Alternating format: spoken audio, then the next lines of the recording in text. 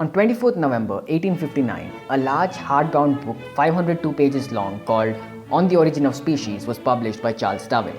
The book did not feature in the bestseller of the New York Times or the Times Magazine, nor did it have reviews like moving, thrilling, and other two-syllabled words that apparently sum up the entire book.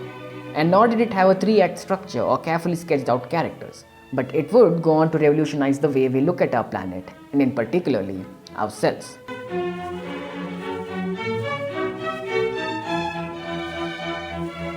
The theory of evolution by natural selection, or the theory of evolution as it is commonly known today, states that because resources are limited in nature, organisms with traits favorable for survival and reproduction will tend to leave more offsprings than those who don't. So, if you had two rabbits, one that could run like a teenage boy riding a Suzuki Axis at top speed, and another that could run like a lesser deranged animal, the chances of the faster rabbit escaping from its predators would be much more, which meant more cuddly stuff for the faster rabbit at night. And the beauty of this theory is that it is applicable universally. Well, at least in our planet for now. We actually have no clue on how the predators were evolved and the reason behind its one bad sequel after another since the crossover episode. So, as much as this theory is applicable to the tiny little rabbits, it is applicable to us as well. Which means we are the result of millions and millions of years of evolution. We are here because we were better than our fellow Homo erectus and Homo habilis. Guys, you will definitely be missed. When we stepped out from that tree back in Africa, our brain wasn't wired to walk on two legs and hunt and prey. Every time it did one of these, it crashed like a CBSE website on drizzle days. But we soon got used to it and slowly started evolving. We built tools and learned to start a fire, learned to put seed in soils and meat in oils, make kingdoms and empires and legalize slavery and then abolish them and invent a bomb that could possibly bring the death to our planet. But that last bit happened within a span of a few hundred years.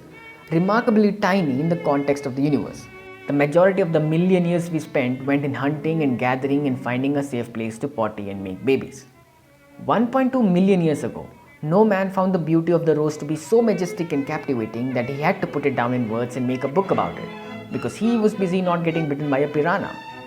Passion? What was passion until a few hundred years ago?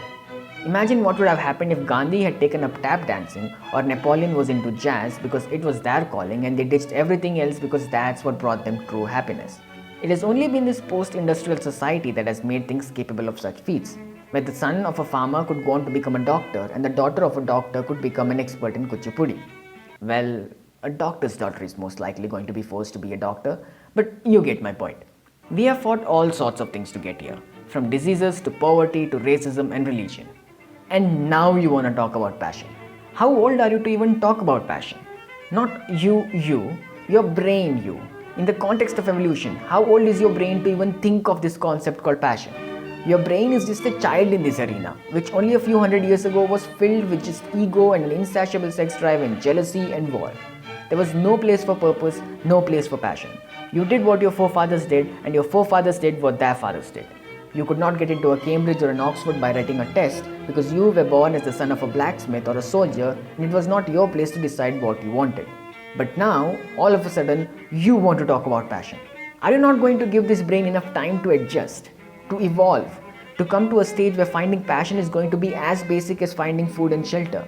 And God knows how many millions of years that is going to take, if we survive that long. Till then, you have to consider yourself to be lucky enough in a world where having too many choices is a curse and all your parents can do is cry about not ditching that engineering degree of yours to pursue freelance photography. So, if you're worried about where your passion is and why it hasn't come to you yet, it's because you aren't evolved for it.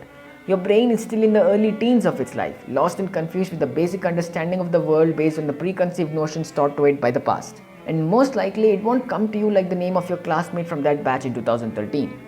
You've got to work for it and juggle around and teach your brain how passion works so that it can go on to teach your kids how it works until it's etched in its memory like bread and butter.